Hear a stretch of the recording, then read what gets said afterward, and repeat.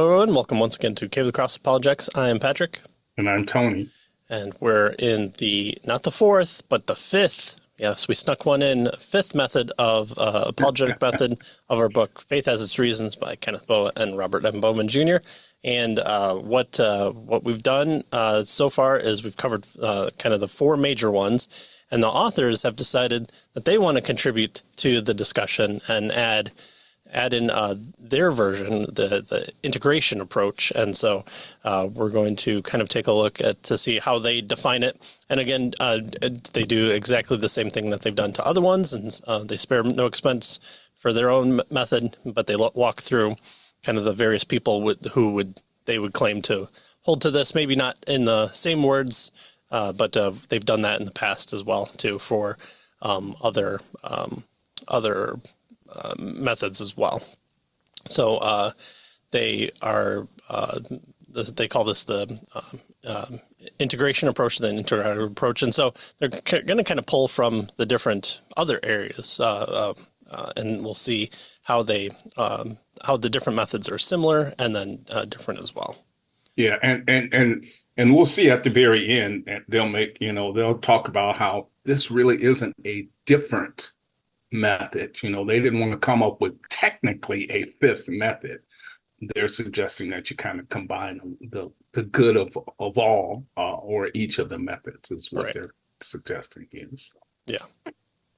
Well, our authors start out by saying, in the 20th century, as the debate over apologetic approaches and methods sometimes seemed to overshadow the apologetic task itself, some apologists have sought to develop an approach that combines or integrates elements of more than one approach. And so, here's your buffet. You can have a spoonful of logic mixed in with some worldview discussion, and then a good old helping of faith on top of it. Well, these apologists typically believe that most effective apologists will utilize more than one line of argument in the defense of the Christian faith. And so they say that they'll begin this chapter by considering the thought of 5 modern apologists favoring some form of interrogative approach. And again, they're going to pull from either living or not quite deceased far back to bolster their claim. Right. So again, this book was written several years ago. But some of the folks that we're going to talk about here are still around, and so that'll be interesting to see how they view things. So they begin this chapter by talking about precursors of the integrative approaches, and so they say that, as we've seen throughout this book, few Christian thinkers exhibit a pure form of any one of the 4 types that they've been discussing. So this is especially true of apologetics before the modern era. Few, if any, pre-modern apologists can be characterized, simply as belonging to one of the 4 approaches. So, all of these folks from various past eras, it's pretty hard to pigeonhole them, is what they're suggesting here. Yeah. And so they say most of the great apologists of the pre-modern period anticipate in some way one or more of the alternatives to what is now known as the classical model. This can be seen by the fact that modern apologists from different approaches may find aspects of their approach in the same pre-modern apologists, right? So what happens is, and what we'll see as we get into this, is that some of these pre-modern apologists use various approaches. And of course, the modern folks say, hey, see, he's doing what I do. So, my approach is historical, right? As always, has been one that's been the case for a while. But it's just that these pre-modernists use various approaches is what they're suggesting here. Right. Well, and they give an example of Augustine, or if you're a heretic, Augustin, I guess you could say. Well, Augustine, for example, is claimed as a forerunner by classical apologists, especially through, not exclusively, because in his earlier writings, he made extensive use of arguments for God's existence. Reformed apologists, though, find Augustine on a trajectory leading toward their approach in his later writings, in which the authority of Scripture and the sovereignty of God are given special emphasis. And the Reformed and the non-Reformed people will also rend Augustine in two as well, depending on if you want to talk about his soteriology versus his ecclesiology.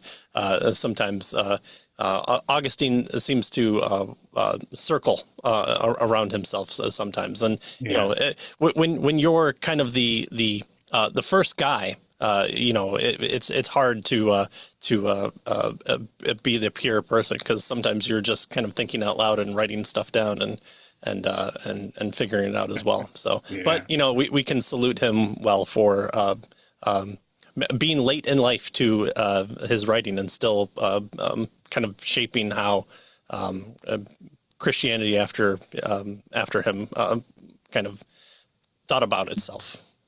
Yeah, good. The next one they talk about is Thomas Aquinas, and he's claimed as a forerunner of the classical approach because of his emphasis on Aristotle and deductive reasoning. Sure. And yet he's also claimed as a precursor of the Evidentialist approach because of his 5 ways that are all based on observed characteristics of the world, and because he insisted that apologists and their arguments are based on reason could only yield probable conclusions. And of course, surprisingly, they tell us that C. Stephen Evans has argued that he can also be read as adhering to a kind of moderate, rational Fideism, on the grounds that he clearly affirms that faith requires some beliefs that are above reason. So there you have, Aquinas is all over the place with regard to, what these folks claim that he represents in terms of the apologetic method. Right. And if you have written as extensively as him, you could probably fit in about 6 or 7 other approaches in there as well. Yeah. The project isn't to comment about Aquinas; it's about reading him, and then you still have having life left in order to comment on him. Well, and then of course our friend John Calvin. All Reformed apologists claim John Calvin as the forerunner of their apologetic tradition, of course. Yet most also admit that in some ways he remained part of the classical tradition, notably in Chapter 8 of Book 1 of the Institutes, where he presented a traditional line of arguments defending the reliability of the Bible and its supernatural claims. The aspects of Calvin's theology has enabled classical apologists of the Reformed theological persuasion, such as B.B. Warfield and R.C. Sproul, to defend their approach as consistent as a constant with him.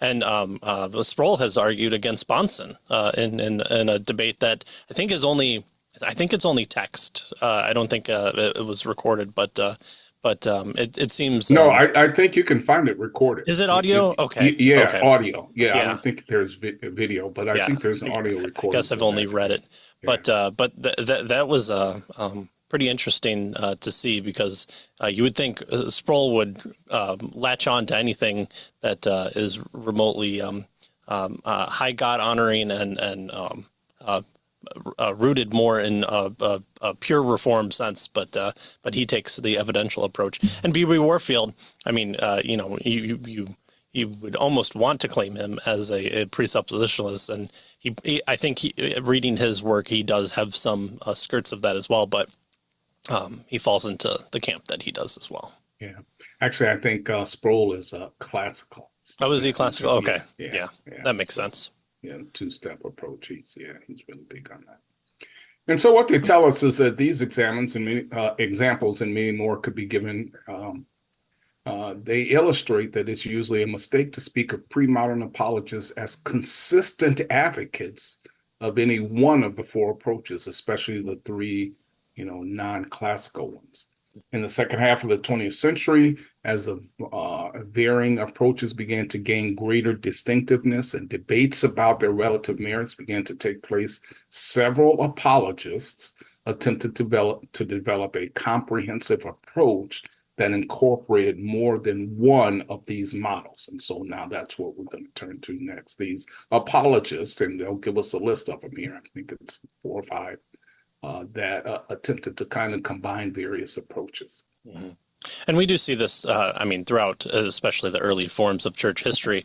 Why is Trinitarian talk kind of regulated to a later period? Well, it's because they were dealing with different topics in the early church, especially once Gnosticism came in, and you're talking about kind of the nature and who is Jesus. And so you're going to find different terminology that will develop later.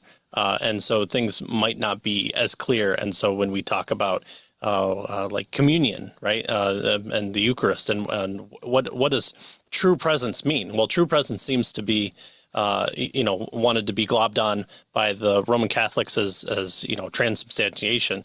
But for the pre-Enlightenment era, true presence meant, true spirituality. Like, you can't just say, well, the bread has been changed in some way physically, but the reality of spirituality is there. And so when we look back at the kind of the pre-apologetic era, it's sometimes hard to read it with modern eyes, and we have to do what we do with Bible study, and we take who the audience is and what the nature of everything was, and the dictionaries used at the time, and kind of have to put ourselves back into what they're talking about. So that's what our authors are truthfully telling here, is that why aren't they pure? Why aren't they only holding on to this one aspect? Well, because they're probably dealing with a whole bunch of other things, and it's not developing an apologetic method per se, but we're pulling out from their works, like the Institutes is apologetic in some sense, but it's a complete Bible commentary on top of that as well. So. Yeah, and I thought True Presence was a live video. But right, exactly. Depending on where you're talking about, yes, exactly. Yeah. Well, the first person that we're talking about is Edward John Carnell, one of the first Christian apologists to advocate an approach that was partly presuppositional and partly evidentialist, was Carnell, and he lived between 1919 and 1967. So we zoom past the cross and the Apostle Paul, and we go right to the 20th century. Indeed, a Gordon Lewis summary of Carnell's approach suggests that he sought to integrate all four of the approaches that we have considered, which is kind of impressive thing to do, because they seem to have some similarity, but seem to differ, kind of widely, especially, classical and evidentialist. And then you find a bigger expanse once you get to the other two approaches with Reformed apologetics, or presuppositionalism, and Fideism. But he sought benefit from all four of these areas. Yeah. So what they're going to do with Carnell and all of these folks then is try to pull out the various four areas that they touched on in terms of their apologetics, is what we'll see. So, for instance, they're going to talk about Carnell and classical apologetics. They tell us that he held a mixed view of what we're calling the classical approach to apologetics. On the one hand, he strongly emphasized the fundamental undeniability of deductive logic. So that's clearly a classical approach, right? To start with deductive logic, and you argue to the existence of God, and then the next step then would be the God that we're talking about is seen through the resurrection of Jesus Christ. And so we get to Christianity, that two-step classical approach. He talked about the law of contradiction, better known as the law of non-contradiction, as so basic and that it cannot be demonstrated, right? So the only proof for the law is that nothing is meaningful without the laws being presupposed. So there, that's kind of a classical. I mean, there's some presuppositional ideas in there, but that's kind of a classical approach, focusing on deductive logic and the law of non-contradiction. Yeah, you just had to wait a few more years, and then you would get in the postmodernist era, and then you'd actually have to try and argue that a little bit more. In fact, when I was in seminary, Carnell was when I got his book, most people would have said that he was a presuppositionist, and we'll see that as we go here. Interesting. Yeah, interesting. Well, on the other hand, Carnell rejected the idea that the theistic worldview could be deductively proved. The Bible offers no formal proof for God because nothing significant is known of God until a person directly experiences him through fellowship, which sounds, a little bit on the other end of the spectrum there. Mm. And in his later works, Carnell rejected Aquinas' 5 proofs, not because that they were invalid. He does not say that they are or they're not, but because they are spiritually vapid. The conclusion God exists evokes no more spiritual interest than the conclusion Europe exists. Again, you gotta like these authors. We just don't have this type of writing anymore. It's too bad. A person who is convinced by such proofs may believe in God, like James 2:19 says, but he certainly does not believe very profoundly. For a profound knowledge of God presupposes a profound knowledge of sin. And you look at C.S. Lewis. His writing was, I was convinced, by the existence of God because of the sun rises, and it was this big kind of momentous event in his life where he was convicted of his sin and the proof of God in very quick succession, and it was kind of this big momentous event for him, and it's not a just a spiritually consequential thing, but it was something that the dam broke, and all the belief came out from there. Yeah. All right. Next, they moved in. So that's Carnell and the classical approach. Next, they moved to Carnell and evidentialism. Right, and they tell us that Carnell is much more sympathetic with the evidentialist approach. For instance, Carnell explains that in the contest between the rational and the empirical schools of thought, a Christian must pitch his interest somewhere between the two extremes. So he wants to, kind of be on both sides of the road there. Carnell finds this middle path in what he calls systematic consistency. And this is the internal lack of contradiction in one's belief combined with the internal or external, rather, agreement with all of the facts of one's experience. So you have this systematic consistency, internal non-contradiction versus the external agreement with the physical, empirical facts of your experience. And so you put both of those together. Right. So you have both, this logical as well as this empirical, this evidentialist position here. Mm-hmm. Which will probably inform a little bit more into our next avenue there. All right. Well, according to Carnell, systematic consistency is the proper criterion by which Christianity may be proved true.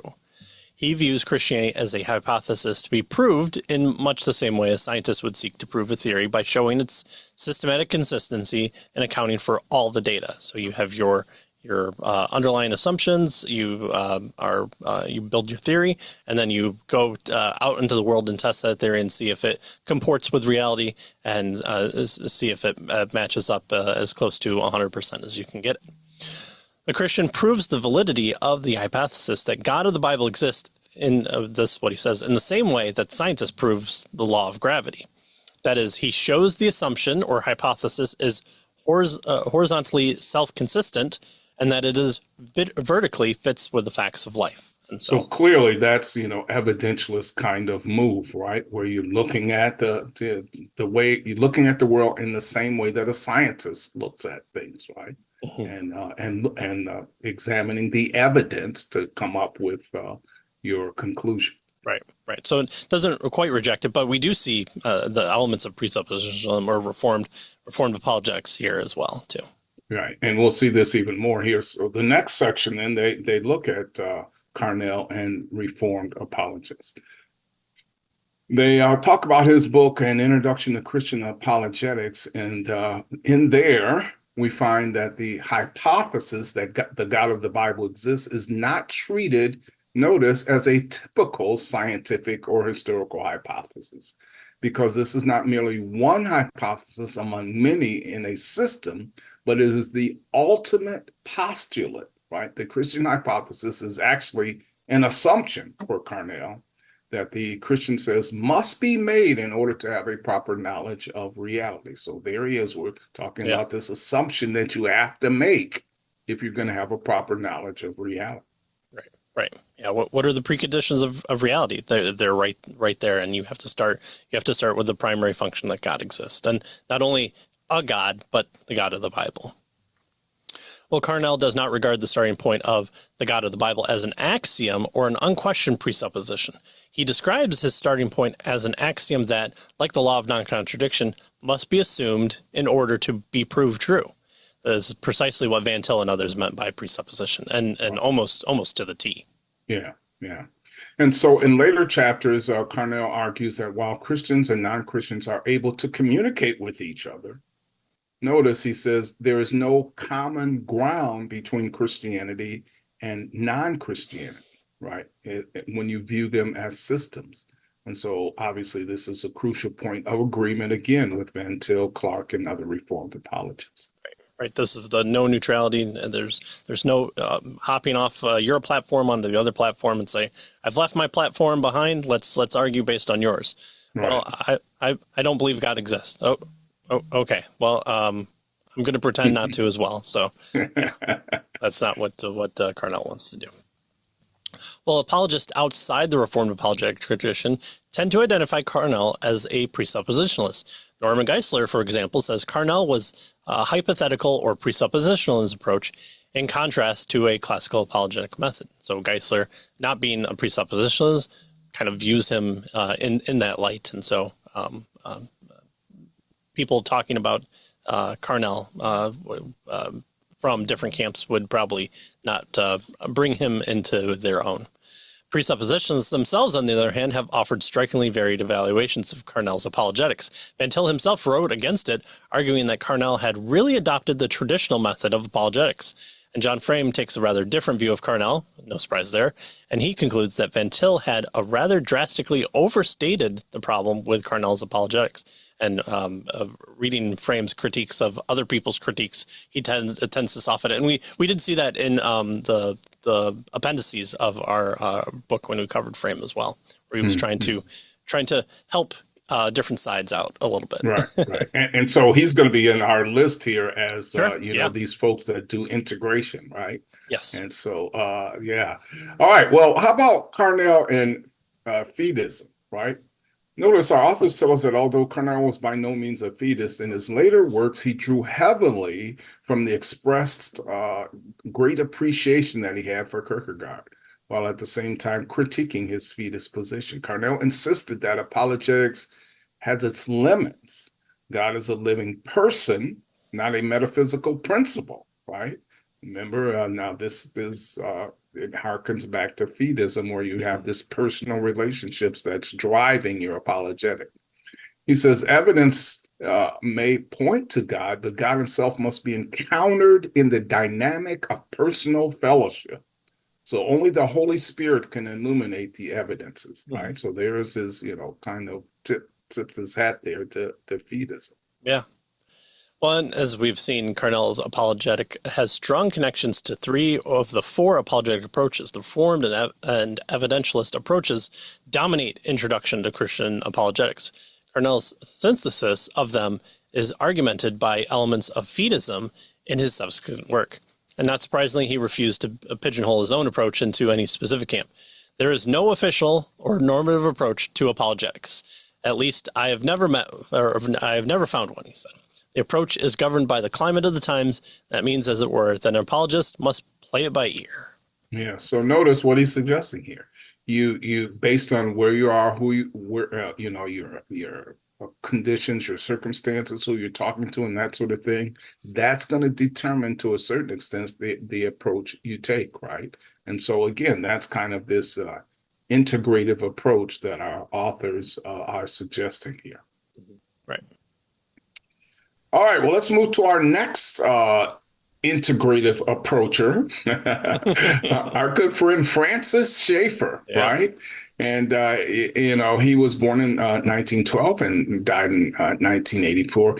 They tell us that he was one of the most beloved Christian apologists of the 20th century. His influence was so great, notice, that Newsweek once called him the guru of fundamentalism. How about that, right? There are many reasons. Yeah. So there are many reasons for Schaeffer's popularity, but they suggested two stand out. First and foremost, Schaeffer embodied the ideal of an apologist who sought to, quote, speak the truth in love, right? So he was a He gathered people into his home. He talked to me. It was a kind of the love thing. Yeah. Second, they tell us that Schaeffer inspired evangelical Christians to broaden their approach to apologetics beyond the usual disciplines of philosophy, theology, science, and history, and that sort of thing. And he says we should be talking about ethics and arts and all of life, right? Yeah. And so that was another way that why Schaeffer was so popular. Yeah. I highly always recommend Schaeffer to people, either to get a grasp on that. It's not just the big things in life, but it's also the other big things in life that Christianity can speak to.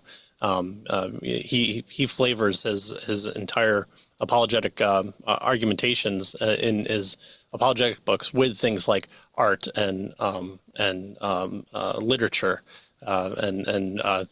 Recognizing of objective beauty and those things. And then on the opposite end, when he's talking about cultural things, he draws back to having a logical, consistent view within the scope of it. And so we talked about that as well. And when we interviewed Nancy Piercy after we did her book, we of course had to talk to her a little bit about Francis Schaeffer because she was one of his students and sings his praise as well. So you can always check back to our interview with Nancy Piercy to find out more. But pretty much pick up any book by Schaeffer. In fact, I believe on YouTube he did in the 70s. He did kind of one of his books in video How form. Shall We Then Live? That's think it. was Yep. It was a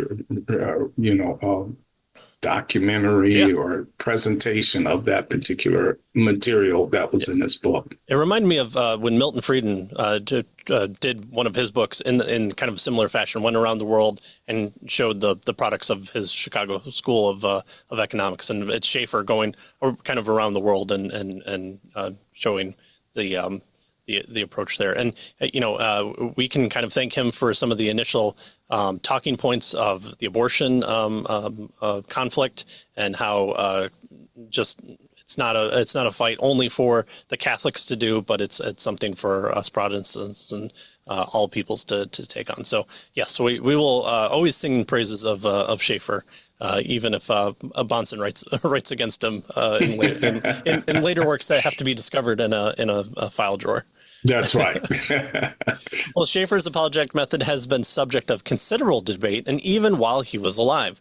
Within 3 years of his death, 4 major books appeared evaluating his thoughts and offering marked different analysis of his apologetic approach, which should tell you about his popularity, because if they're writing about you before you die, that's impressive. And then, if they have to wait until after you die, that all these different books come out, that's also a high praise, I would say.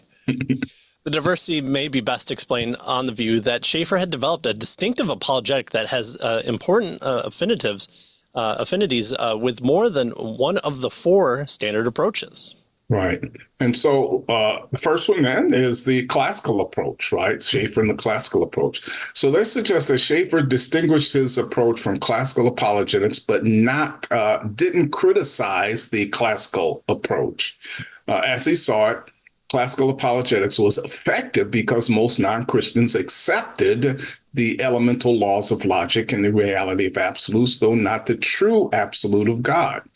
He taught that modern man's lack of confidence in logic and his relativistic view of truth made it ineffective to conduct apologetics without challenging such epistemological issues. But the use of classical apologetics before this shift to the modern man's approach, right, took place was effective only because non-Christians were functioning on their surface anyway, on the same presuppositions. And even if they had an inadequate base for them, they still functioned that way.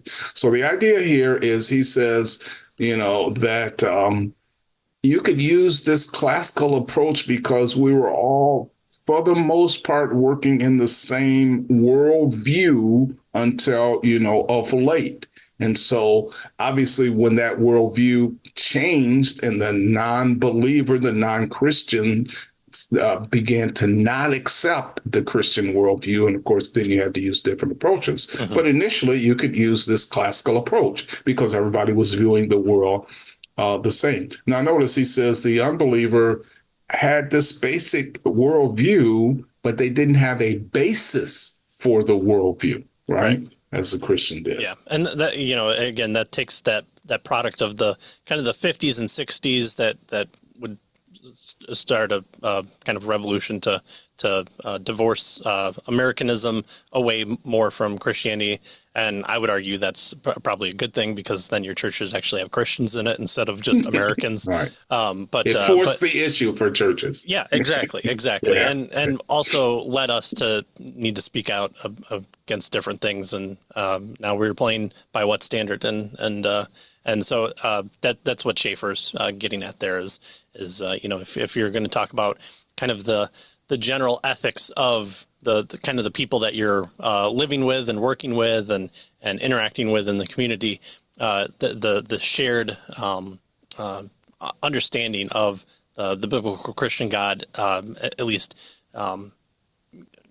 giving the standard kind of ethical framework that informs our laws and how we interact with people. And you know, C.S. Lewis has this really great line in one of his books where he says that he knew an atheist man who tended his garden every day, including on the Lord's Day, except on that day he wore a suit and something that and nicer socks, and it was something that where he even like admitted, like, okay, I don't believe in this, but there's something different about Sunday that I have to kind of dress up a little bit. So I always think of that line here for that type of approach.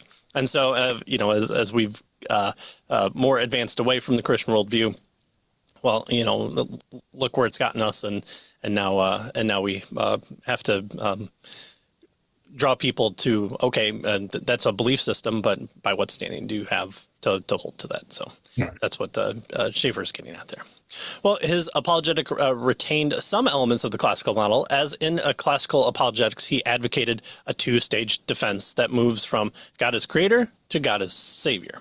Schaeffer's argument for the existence of the creator is most fully set out in He is there and He is not silent, which, you know, again, I'll recommend anything by Schaeffer, but kind of his 3 books there, this being one of them, is really excellent. The Christian Manifesto is also an excellent one that I would highly recommend. As a classical apologetic, Schaeffer analyzes this question in terms of the basic alternative worldviews and the answers they give to the question of the existence of or the existent or being. So that's what he does there. Yeah.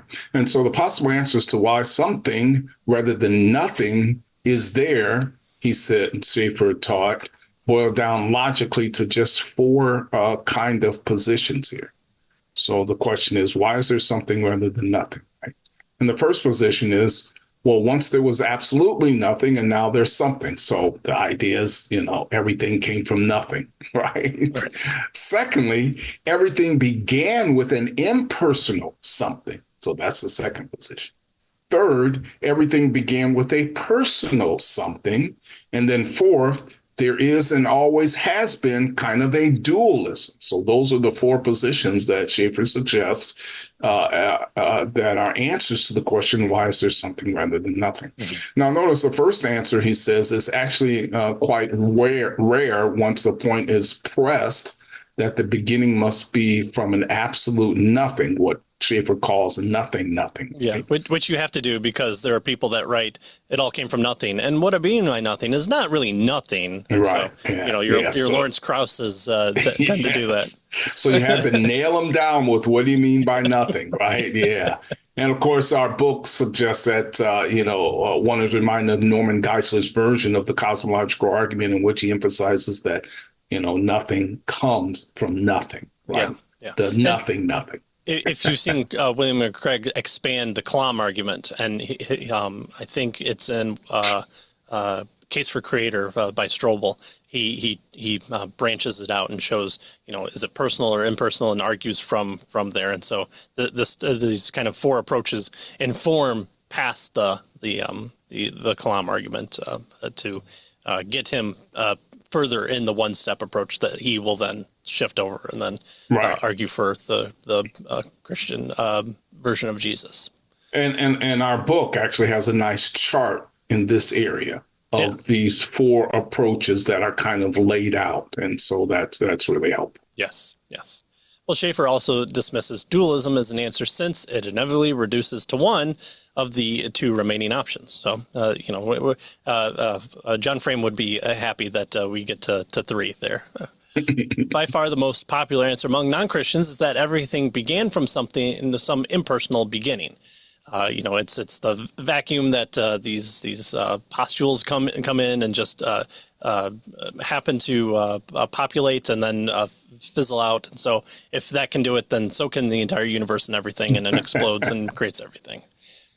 Well, this view of Flounders because it leaves us with no basis for attributing purpose or meaning to anything, including us, including man. Schaeffer said, if we begin with an impersonal, we cannot have from some of the teleological concept. No one has ever demonstrated how time plus chance, beginning with an impersonal, can produce the needed complexity of the universe, let alone the personality of man. No one has given us a clue to this. And so unless you want to be a complete nihilist and try and operate within that, that's going to be a hard sell for you, especially when you get to the oughts and is and should do's and shan't do's. Yeah. And so this leaves us as the only remaining possible answer that ultimately everything owes its existence to a personal beginning, right? And so Schaeffer here follows a strategy similar to that employed by Geisler, who is a classicalist, right? Set forth, the basic worldviews, atheism, dualism, pantheism, finite theism, theism, and so forth, and then show that all of them except theism is irrational. So that's kind of the Geisler's approach. So as in classical apologetics, Schaeffer concludes that a worldview in which everything was created by an infinite personal God is the only worldview that provides a rational, adequate answer to the question of why there is something rather than none. Mm-hmm. All right. Well, how about Schaeffer and evidentialism? While if any students of Schaeffer would conclude that the classical model dominated his approach to apologetics, some do contend that he is properly identified as an evidentialist. He suggests the scientific proof, philosophical proof, and religious proof follow the same rules. After the question has been defined, in each case the proof consists of two steps. The first one is the theory must non-contradictorily and must give an answer to the phenomenon in question, which we saw kind of with our last one too. And we must, the second of all, we must be able to live consistently with our theory, which I think might put us into a different camp with those two. But all right, evidentialists can try and have a piece of Schaeffer as well.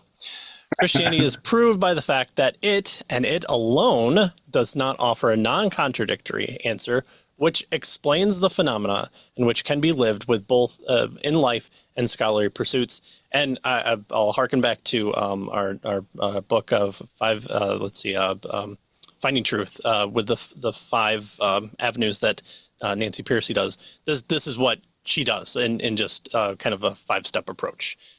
She does this. Can it be non-contradictory and self-answer to explain all the phenomenon, and can you live consistently within it? I always talk about the squid or the octopus, where you're trying to put all the tentacles in the box, and if something falls outside of it, then you just dismiss it away and say, oh, that's not true, or just it's your mind playing tricks on you, or only I can see that tentacle and only I can explain it away. Right. And so she uses boxes. I think his metaphor is the two levels, right? You have one level and a different level. What she does in her newest book, it's actually not her newest book, but Love Thy Body, I believe is the name of it. She does that dual aspect to it as well. And that's a phenomenal book too, that I would recommend. So you're getting a lot of book recommendations here. All right, well, let's look at Schaeffer and Reformed Apologetics. So like Carnell, Schaeffer was a student of Van Til, right? And like Carnell, he is commonly identified as a presuppositionist by classical and evidentialist apologists, and as an evidentialist by Reformed apologists. Go figure, right? So the classicalists and the evidentialists say, well, he's a presuppositionist. And the presuppositionist says, no, he's an evidentialist, right? So On the one hand, Schaeffer sometimes seems to express himself as only a presuppositionalist would. Yeah. But on the other hand, Schaeffer denied being either a presuppositionalist or an evidentialist. And so evidently what he meant was that he did not wish to limit himself to one or the other of these two positions.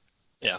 So sometimes people that want to have the purest form of whatever tend to do less in the physical manifestation of it. And he was all about the bringing people in and talking with them in L'Abri, or doing these documentaries, or wanting to speak out into further than just the two other Christian apologists. He wanted to kind of speak to the world and talk about all these various different things. So sometimes it's just best to say I'm all and neither of these things, and I'll fall where I may, and not focus too much on it. So I appreciate that about him, at least. But Bahnsen writes about him in Presuppositionalism, Stated and Defended, and so if you kind of want a critique of Bahnsen's view of what Schaeffer is, that's a book to go through. But that book's a little bit on the heady side,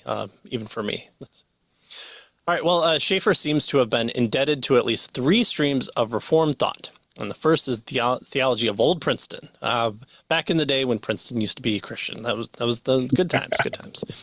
And so the second is the analysis of the Western history and culture produced by the Carpian philosopher Herman Dooyeweerd.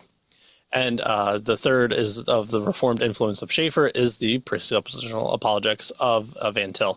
And you do see the string in Schaeffer on arguing like Van Til. Yeah. In fact, they give us kind of an illustration of this, right? Both apologists emphasize presuppositions, right? They argue that non-Christians could not give a unified account of reality. That is both Van Til and Schaeffer, right? So they both emphasize presuppositions. They both argue that non-Christians could not give a unified account of reality. Both Schaeffer and Van Til oppose rationalism and irrationalism, but not rationality. They both diagnose man's ignorance of the truth as a moral rather than a metaphysical problem. And they both advocate an indirect method of apologetics in which one assumes the non-Christian position for the sake of argument, right? Clearly, that's what Van Til did, and Schaeffer did the same thing. Mm-hmm. And they both affirm divine sovereignty and human responsibility. Right. Yeah, so it's kind of hard to fully dismiss him. And, I like Schaeffer enough that I'd include him in our camp too. So maybe he's not in the inner circle, but that's all right. We'll be on the outside a little bit. All right. Well, what about Fideism? Does Schaeffer have any doings on with Fideism? Well, like most conservative evangelicals, Schaeffer was very critical of the philosophy of Kierkegaard and the theory and the theology of Barth, especially when he's an old Princetonian man himself, and contemporary neo-evangelicals. In particular, he frequently criticized the Kierkegaardian notion of the leap of faith. Yet, in fact, there is a strong element of Fideism in Schaeffer's model, the authors say. Right. What they tell us is that while Schaeffer's theology and theory of apologetics differ significantly from those of the Fideists, his method of apologetics has some striking similarities. For instance, like both Pascal and Kierkegaard, Schaeffer sought to dislodge his hearers from their comfortable delusions through indirect argument. And so that's the idea here, this indirect argument. And of course, that's what the Fideists were attempting to do in their arguments. Right. So the key to Schaeffer's method is to find what he calls the point of tension. The basis of this method is the principle that no non-Christian can be consistent to the logic of his non-Christian presuppositions. That is, people cannot live in a way that is consistent with unrealistic presuppositions about the world in which they live or about themselves. Non-Christian presuppositions simply do not fit into what God has made, including what man is. And this being so, every man is a point of contention, which sounds very much presuppositionalism as well, and this is kind of the overlap between Fideism and presuppositionalism. Right. And so then based on that, in order to enable the non-Christian to see this point of tension, we must help him realize the logical implications of his presuppositions, right? This means that we should not start out by trying to change his mind about his presuppositions, but rather to cause him to think more deeply about his presuppositions. Schaeffer says that we ought not to try first to move a man away from the logical conclusion of his positions, but move him toward that logical conclusion, right? Yeah. And then, of course, the non-Christian must be helped to see that his need, help him to see his need before he's ready to accept the solution. And this then helps him to see his need, because now he realizes we might say bankruptcy of his presuppositions. And so now that opens him up to be able to understand where he falls short. Right. I love my children, and it's just fizzing chemicals within my head. And so I just take drug and fizzing chemicals occurs. So taking drugs is like loving my children. So push the antithesis there is what we would do. Well, Schaeffer's apologetic method shows affinities to Fideism in its focus on the human condition and need as the point at which non-Christian beliefs are critiqued and the truth of the Christian faith is presented. Schaeffer also sounds a Fideist note when he warns fellow Christians that a valid and effective apologetic must include the practice of the truth and not merely its rational defense. So again, here's the relationship aspect. Here's the it must work out actually in the world, and it's not just you're not going to write down the proof for God on the piece of paper and voila, you just publish it and there it is. Good. Yeah. All right. And then finally, Schaeffer and integration, right? Schaeffer's formal method of apologetics was shaped primarily, though not exclusively, by Reformed apologetics, including the presuppositionalism of Van Til. However, his actual argument for the existence of the God of the Bible closely follows the classical approach, our authors tell us. And he affirmed the verifiability of biblical Christianity in terms of compatible with some forms of evidentialism. And so the practical application of his apologetic, on the other hand, assumes the central Fideist contention that the truth must be lived and not merely affirmed. So we see really an integration here they're suggesting of all four of these positions. Mm-hmm. Yeah. And, that matches with kind of what I think he desired as well. So, yeah. All right. Well, that's going to put an end to this portion of the chapter. Obviously, this is a little bit more, especially with our short episodes from the Fideist position. And so we're having to almost quadruple dip here. Actually, what's five? Fifth dip into things, because our authors are trying to show where all these things are kind of coming into play. So they're going to continue on in this chapter with a few more people and a few more recognizable names that you might have, including our friend John Frame. So we'll continue that next time on Cave to the Cross, and you can go through the rest of the book if you haven't already, that we've done here, and other ones at cavetothecross.com. So as always, we say thank you, and we'll see you next time. See you next time.